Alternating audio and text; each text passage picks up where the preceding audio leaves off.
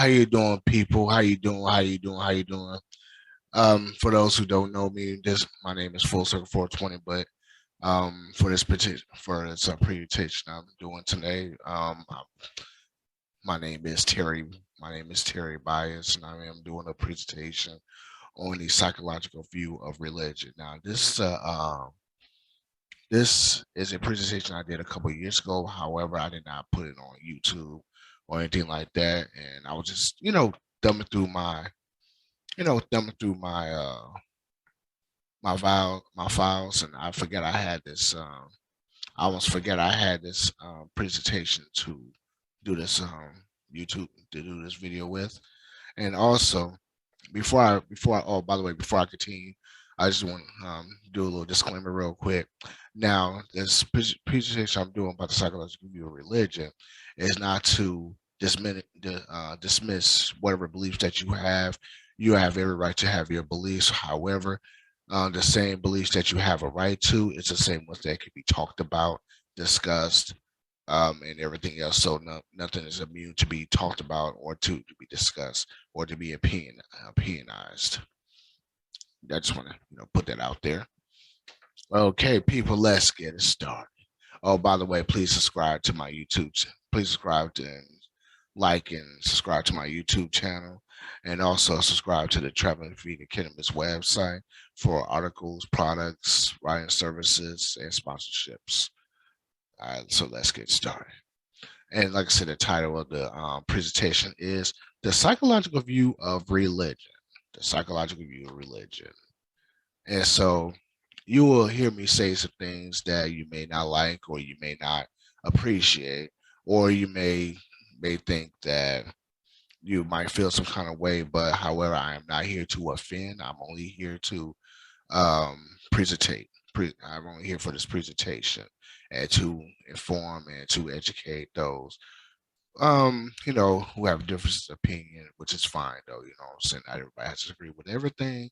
However, for everything that's brought on without evidence can be dismissed without evidence. Just putting that out there. So let's get this party started. But first, before I do that, I'm just about to smoke my pipe right here. It's my product though, so I do this while I'm on the video. I'm not monetized yet, so I can do that. Mm-hmm.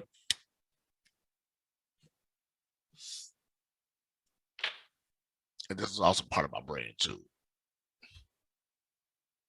That's why I'm called Full Circle 420. My jar says as my name, Full Circle 420. All right, but let's get started here. All right, so as I was saying, the title is The Psychological View of Religion, and I'm going to it's only 10 slides, so I'm going to talk through it and everything else. Hopefully I won't bore you, you know what I'm saying? This is not like my usual videos. Usually I'm more animated and excited and stuff like that. However, this presentation is on a serious note. I will make jokes. I will, say something like say things you may not like. However, I'm not here to offend. I'm only here to inform. If you get offended, I do apologize before I do it. I'm not apologizing for what I'm saying. I'm sorry if it offends you. Just saying. All right, let's get started. Okay, go. Oh, that's beautiful. All right. So the first of the topic is, what does Freud's psychoanalyst, psychoanalyst, and I can't speak right now. This psychoanalyst of religion. What did Freud say about religion? Well, let's see what he said here. Okay, basically, Freud is basically said that God is basically an illusion based on a need for a powerful father figure. Religion necessary to teach to help restrain violent impulse early in the development of civilization cannot be set aside in favor of religion, reason, and science. Basically, what it's saying, basically what Freud was saying is that, like I said, God is illusion based upon different people who projected this God in their mind, if you will. Like for instance, you ever notice most of the believers of of some deities or deities or whatever, they always match the personality of the believer, though. You know what I'm saying? So maybe that's the reason why. There's the reason why is that maybe this God as a collective is basically based upon a collective thought and process, and is projected outward. It's kind of like the Frankenstein story. You know, the Frankenstein story where you take different body parts and, the head, the brain, the legs, whatever. And then what they do is they hold up. What they do is they use electricity, uh, use electricity, use basically electric light to bring Frankenstein to life. Okay, and Frankenstein's this big, powerful being that was created by his creator, Frankenstein. You know what I'm saying, or Igor, whatever the story you believe in. And basically, he goes around, and the visitors are scared and all this. The visitors are scared and all that, and then Frankenstein killed his creator. Okay, now if you take that story, take that little synopsis of Frankenstein, basically the creator was killed by his creation and took the place as a creator. Basically, that's what he was basically saying, that God is basically not only an illusion, but it's a need for a father figure. But here's the thing, though: the same so-called powerful father figure you did is created by the same people who created the same God. So basically, what happened, just like in Frankenstein, your creation has become your creator. You see how that works out? And so you ever notice why you talk to God, when you talk to the so-called God or gods, whatever, and their voices always seem similar to your own, but it's just described, disguised. Like you ever told a story to like a little child, and you disguise your voice to sound like the characters of the book. That's basically what the God is, though. Basically, it's the same voice. It's speaking with the same voice that sounds just like yours. However, it's described as something different, but it's still your same voice, though. That's what you get when you talk to a God, goddesses, or whatever. Okay, that's basically what's Freud's psychoanalyst religion, and basically I actually agree with that, because the fact of the matter is, it's not that I don't believe in the deity. I just believe that the deity is a reflection based upon our own feelings, our own thoughts, our own processes. That's pretty much it. And so, and there's something like, if you, like I say, basically, if you introduce new information to to that thought process that I just talked about, and the people will dismiss that in its entirety and only believe in what they first believed in, because either out of fear of loyalty, or the fear of the fact that matters, you just don't know everything you need to know how to live your life. But in actuality, if there was a deity, this deity birth you with all the necessary tools for you to live your life. You don't have, like, you could look at a lion. A lion doesn't have to be taught to be a lion. A tiger don't have to be taught to be a tiger. A dog doesn't have to be taught to be a dog. It just is. It's instinct. You know, so that's the human mind's instinct, though. You know what I'm saying?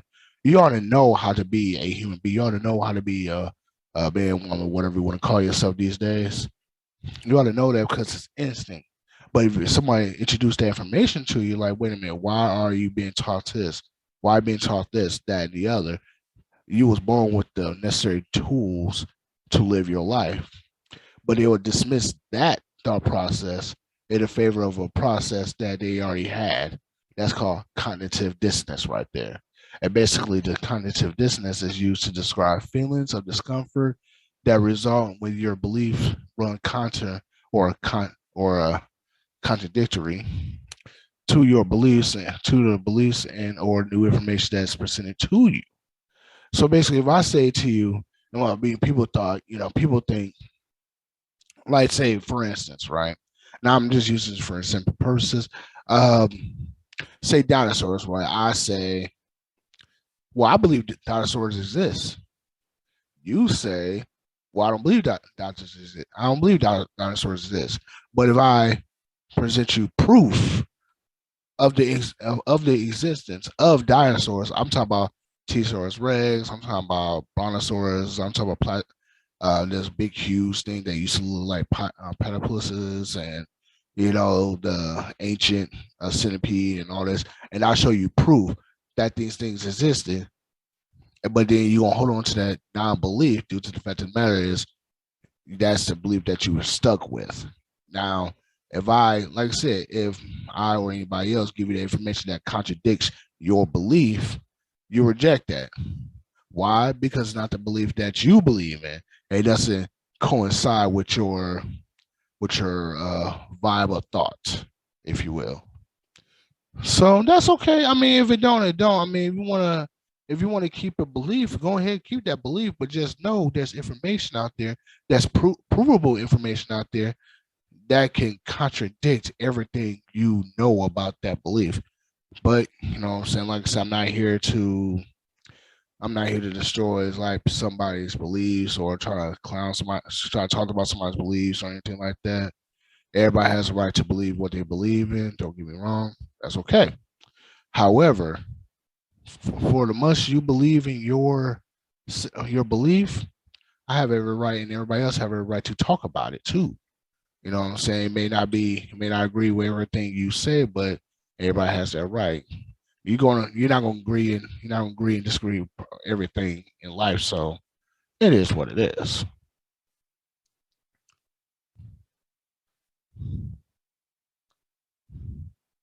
And also with these beliefs and with these beliefs and these systems and these rules and regulations, pretty much that's an illusion, basically. And illusion is basically described as a perception, which, by the way, perception is not every. And here's my thing about perception. When people say perception perception is everything, I cringe. Like, you ever seen my skin crawls though? You know what I'm saying? Like, I don't know if you ever seen like scary movie. All these you see they've heard all these worms and maggots are calling on them, and I get that skin crawly feeling, and that feeling I get, that feeling you get with that your skin crawls. That's what I think about when people say perception is everything. No, that's not a fact. Perception is only behind the person who has it.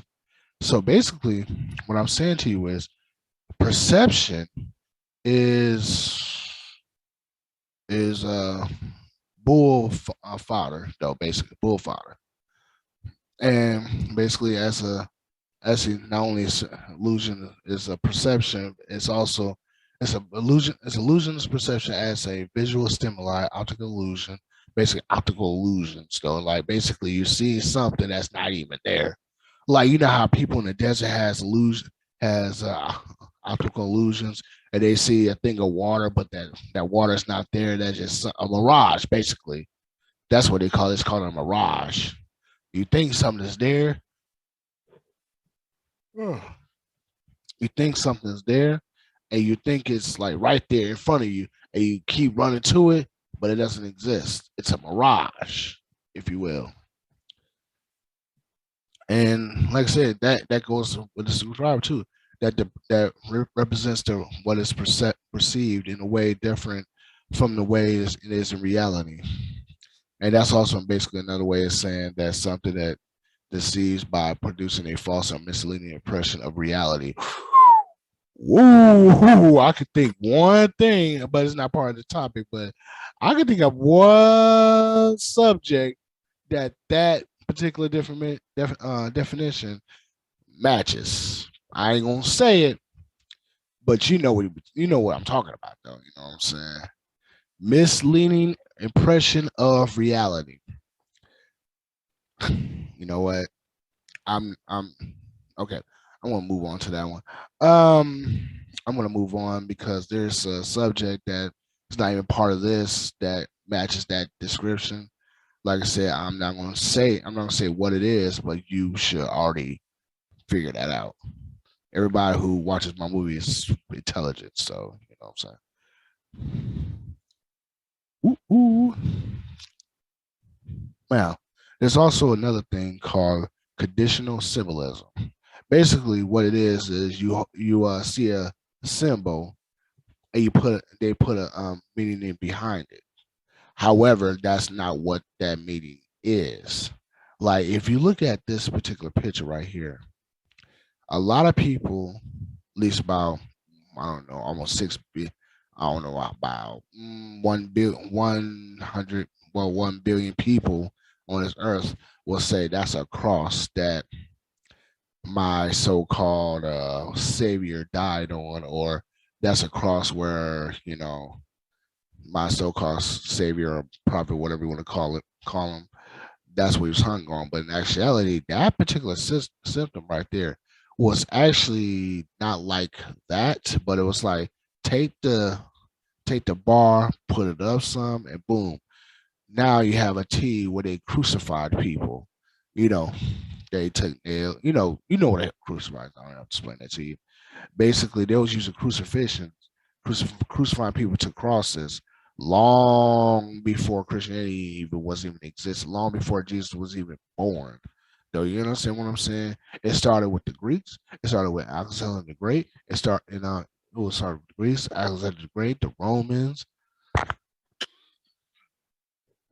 and various other cultures used this particular system symbol as a means of punishment. Though you know what I'm saying, like they used to nail murderers, rapists, um, people who did things against their fellow person. They use that. They also use it as a torture device too. You know what I'm saying? Like they need to torture somebody, like a prisoner of war or whatever. They nail them to a cross. So basically, that symbol right there, I don't understand why they. I don't understand why that organization of religion where is that? Because some fact of the matter is, in the very so-called Bible that y'all supposed to read, but some of y'all don't. Let's just be wrong. Just be real with you. Did it not say not to have any? As a matter of fact, that's like one of the Ten Commandments, was it? Do not have any other gods before me. Um, do not use any graven images, but you wear a cross though. That's the thing I didn't understand. The very Bible that you go by, the very Bible that's basically the basically that's their genesis of your religions right there. Like you not supposed to have any idols or anything like that. Like I used to hear these so-called fundamental Christians that used to say, well, you're not supposed to have a Buddhist statue. You're not supposed to have a six-pointed star. You're not supposed to have, all these things are considered demonic. But yet, at the same time, you wear a cross. Just saying, just saying. You wear a cross, though. You know what I'm saying?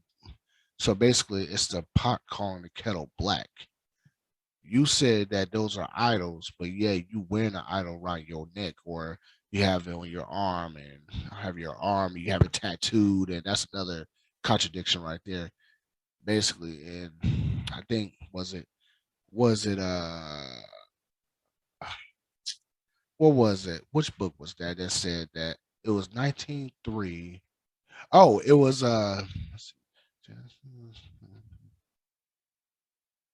Oh, Leviticus. Yeah, that's what it was. Leviticus. Leviticus 19:3 says you're not supposed to carve any markings of the dead on your body.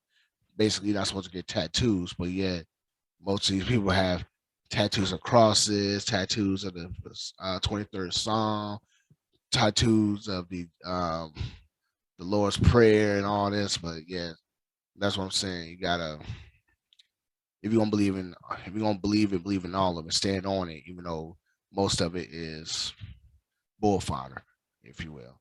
But stand on that bull fodder. Maybe what I'm saying. I was I'll put it like this, man. I'm just gonna tell y'all. I'm just gonna tell y'all. I'm just gonna tell you. I do respect people who sticks to their religion no matter what people say about it.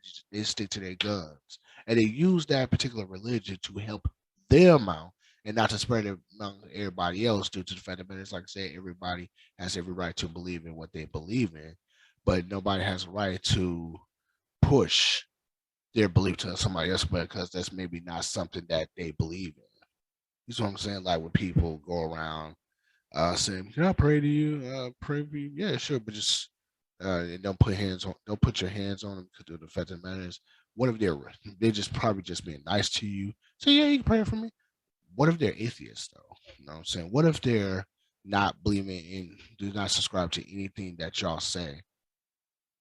Then what? Basically, you're forcing your religion on somebody, and that's not right. That I put like this, and there's one model you should go by: never change nobody else's narrative to fit your own. That's the number one rule everybody should have right there. Yeah, that's the number one rule. It should be everybody. Do not try to change your narrative to fit to nobody change your to meet mine, and nobody and I should not try to fit nobody else's narrative as well. I want to be who I'm gonna be when you are. Don't change for the person, change for yourself. That's the case. But don't ever change. But um, don't ever, saying change somebody else's narrative. Unless, I mean, I don't know, unless it's detrimental to their health, then you may want to say something about it. But other than that, no. And that's why, so that's why this particular symbol right here is now worn or hung up by over 1 billion people, basically 1 billion people. That's a collective idea that this is their way, the right way, and the only way. You know. So I mean, to each his own. And this is conditional symbolism. Basically, you condition to believe that a symbol could be one thing, and then it's still, but it's a whole different thing. But yeah, you hold on, but yeah, that belief is well, this is what that symbol is. This is the definition. This is the thing that this is what I was told about this symbol. This is what I believe about the symbol because everybody else believe in it. Basically, like say symbolism is a practice of art using an object or a word or a word to represent an abstract idea. An action, a person, place, word, or object can have all can have a can all have a symbolic meaning. Basically, like say if I told you that this is not a if I told you that this is a tobacco pipe, but I'm u- but I'm using but I'm using this pipe to consume cannabis, but I told you just for tobacco. This is not a weed pipe. This is actually a pipe. Anything can go in it, but I just use it for weed. You see how that works? This is not a weed pipe. This is a pipe. You can use anything in it. I myself just use it for cannabis. Somebody else could, use it for their tobacco. Somebody else could use it for their flute, whatever they make vape with. This could be they could say, well, no, this is not a pipe, this is a vape. You know what I'm saying? You see what I'm saying? It could be anything you want it to be, but but no, it could be anything that you say it could be. That'd be fine. But in actuality, this is just a pipe. Like I said, anything go in it. And most people that use this pipe use it for cannabis purposes. but it's not necessarily a weed pipe. You see what I'm saying? Okay, like for instance, right? This is a jar. It's not a marijuana jar, even though our Chairman Vegan Cannabis website symbols right here. My name is full, and my name on there is Full Circle 420. But this is not a weed pipe, even though it is called Canna Jars ATL. But this is not a weed pipe. This is not a weed jar. It's a jar with a custom made, whatever. It's a jar. However, I just use this jar to put my weed in. You see how it is. See, it's not a weed. I mean, anything go in like candy, whatever, anything go in it. But I use it for a specific purpose. You see what I'm saying? And there's certain things here that's made for certain purposes. However, people can use it for other things, like this ashtray that I have on my table. Even though I put my ashes into it, other things could go into it too, though. You see what I'm saying? So that's how the symbolism, that's how conditional symbolism work. People say, well, that's an ashtray. No, I just put my ashes in it, but I can use it for other things. So it's just a tray. You know what I'm saying? Or or better yet, well, that's a bad example. Or better yet, like let me give out a good sample. That's actually on my next slide here. Okay. Now this right here, this symbol right here that, what I'm saying, has been discussed for years. People look at this is a pentagram, if you will. And people look at this and be like, oh goodness, that's for satanic purposes, or that's for those evil witches, which is Wicca, you know what I'm saying? Or this is something evil, something vicious, um something, demonic, if you will, though. But in actuality, this is a pentagram. Like my next slide here. This is a thing for conditional conditional symbolism. It's basically that this is a pentagram. Like I said, people think like for demonic purposes and all this. However, this particular pentagram, this particular symbol, before they turn it to before they turn it to demonic purposes, this symbol was actually used in Christianity long before the Romans took it over, though. You know what I'm saying? Basically, the reason why the pentagram was part of Christianity because it represented five the 5 points of Christ.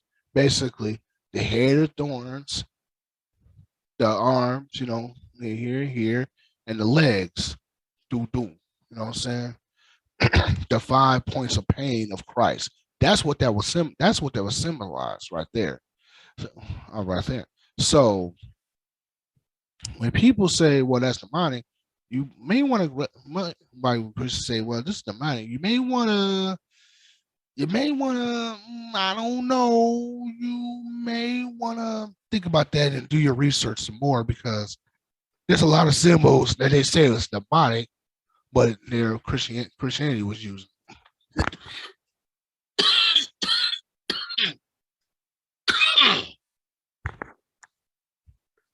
And just like, they said the same thing about the 6 point star in the circle too. Oh, that's demonic. But that represented the 6 points of exist. But that story represents the 6 points of existence. Every point is a 6th degree of existence, though. So that's what the whole 360 is. It's basically a 6 point star. That's what it really means. So, however, people think, oh, that's the Star of David, or that's a demonic star. Yes, people think the 6 point star is demonic as well, and it belongs to the Jewish religion. But however, that 6 point star had been around long before there was a Jewish religion. Think about the last 3 words, ish. And that's why I keep saying. That's why I keep. Um, that's why I keep, saying Jewish. ish, emphasizing the it, emphasizing the ish, ish, meaning it means something like. So the 6 point star was there long before the Jewish religion came to exist. Not Jews, Jewish. You know what I'm saying? There's a difference between a Jew and a Jewish person. Look it up. And that's what I'm saying. And that's what I mean. Like, when people say, well, this means one thing, but in actuality, it means another. And the meaning could change almost daily. You see what I'm saying? Like people can draw a symbol like, well, that means this, but somebody's like, no, that doesn't mean that. That means this. No, somebody means this. And y'all keep changing the meaning. It just lost. It's a loss of translation for the original symbol of what that really was, though. You know what I'm saying? And the last part of my slides here actually hits that point home. Like basically, I don't know if you ever seen a picture of what they think a Satan look like or anything like that. It's usually used by this symbol right here. Okay, so this is Baphomet. Baphomet. You know what I'm saying? Usually they use this usually as a means to know what a Satan look like. But in actuality, this has nothing to do with Satan or evil or anything like that. The Baphomet is basically it's basically symbolic to be one with the universe, with the animals and everything else that's existing within the universe. Like if you look at the symbols right here, you got the as above, so below. Basically, like you heard the term as above, so below. You heard it before, but it was differently. As in heaven, so it's on earth. That's what that was. But before it was as above, so it's below. So if you ever read the Bible, the Quran, or the Talmud, the Torah, or the Kabbalah, or whatever, and they'll say as in heaven, or so is on earth. Basically, they got that one from that's as above, so it's below. And basically, that's what the hand thing, the light moon, dark moon, the goat head with the horns, with the 5 point star that's pointing up and not sideways, the male and female together with the wings. The wings is a representation of the animalistic. The goat and wings that is symbolic for the animalistic views that we have.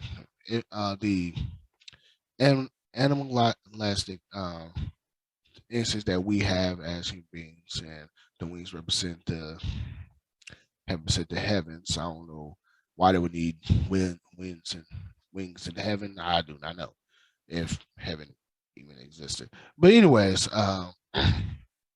so that's what that really means. But there's certain religion, like Christianity's whatever religion, when they use that one as, oh, it's demonic, it's this, that, this the devil.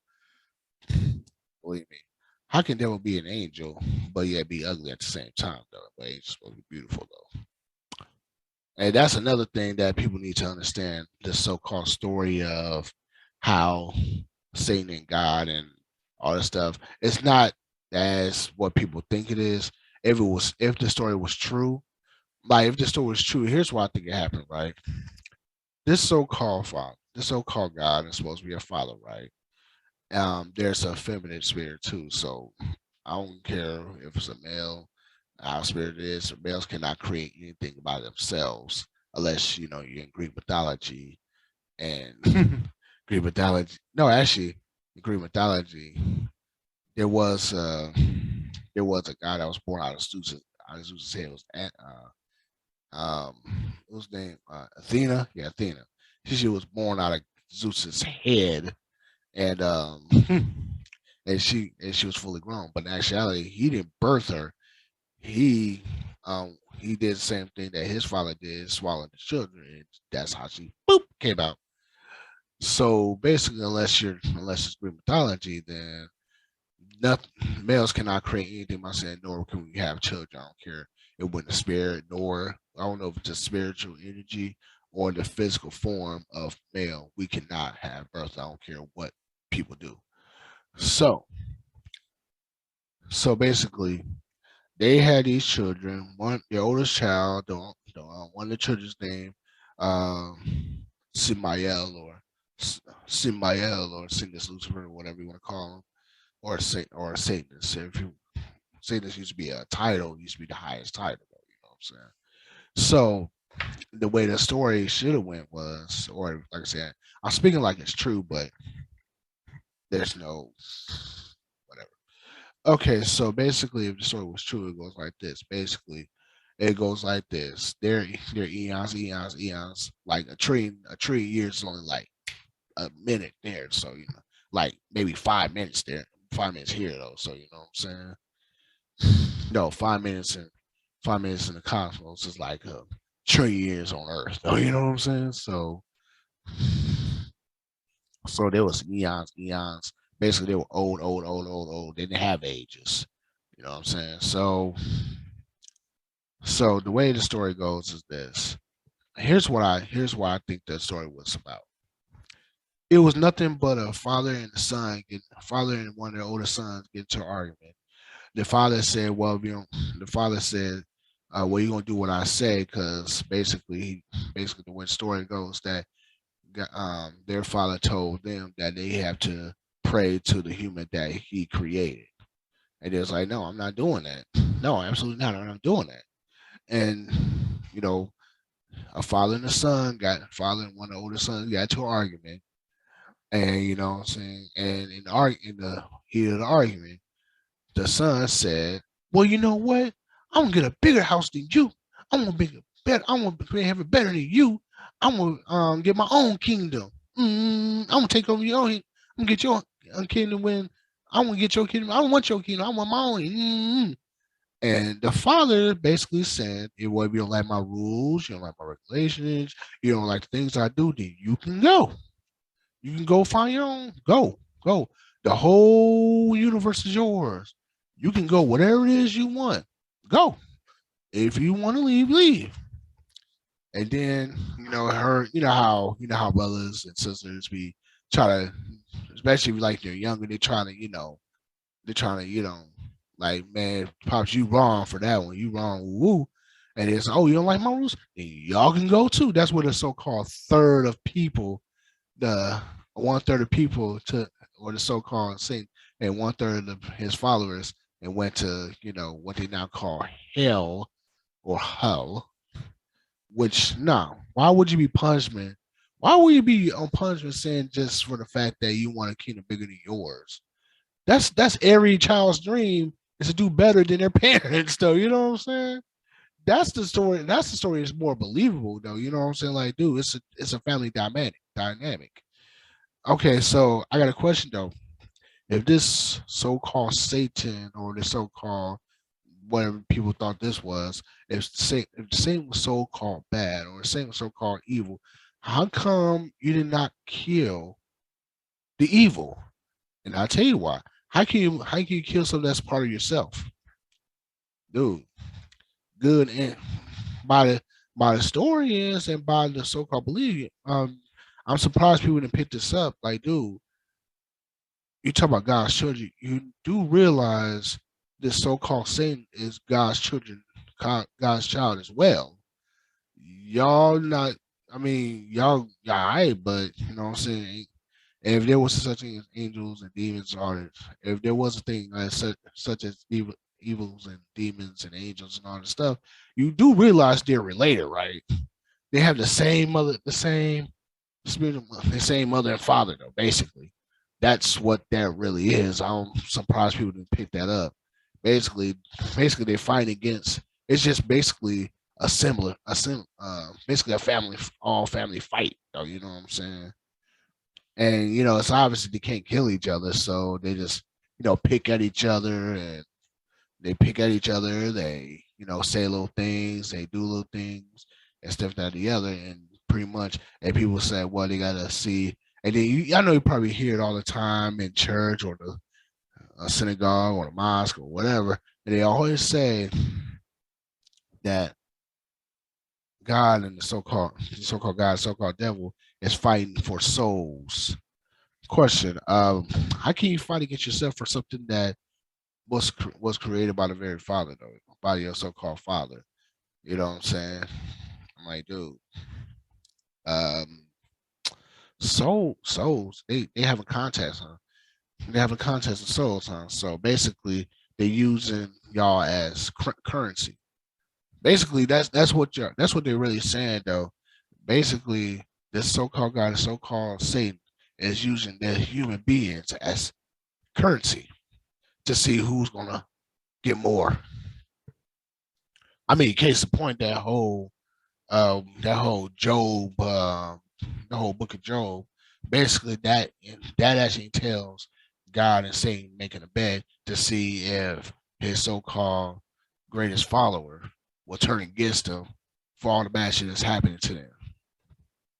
I'm seriously, I'm surprised people did not pick that up. Though, you know what I'm saying? So I'm like, hmm. Now if now if now if the so-called God was omnipresent, I mean whatever, let me ask you this: how come?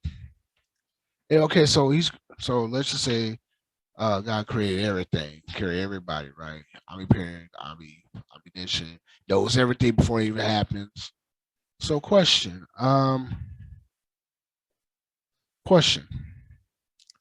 how is it you know everything that before it happens, but yeah, but you still bring serial killers on Earth? You still bring people who have mental issues from the day of their birth, or got issues the day of the birth. Why you bring people like that if you're so perfect, you so this, that, and the other, and basically you send your children up for failure. I'm just wondering, why is that? Why is that? And why did you create this so-called sin if you knew for a fact that this so-called sin will turn against you and try to diminish everything you have done? But yeah, you still birth your Satan anyway.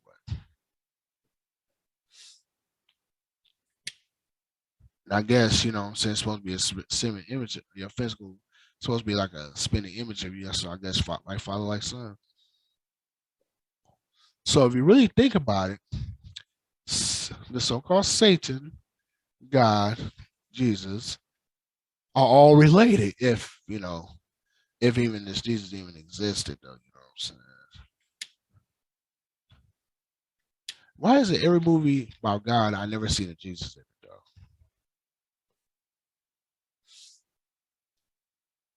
And that's another discussion too about the whole Mary and the Jesus and things like that. That's a whole different discussion I will do, by the way.